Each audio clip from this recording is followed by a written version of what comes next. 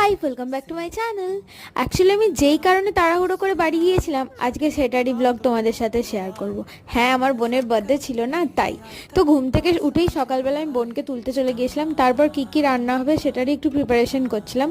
আর ওরই বার্থডের জামা আনতে প্রথমে রোদে আর ফিরেছিলাম বৃষ্টির মধ্যে।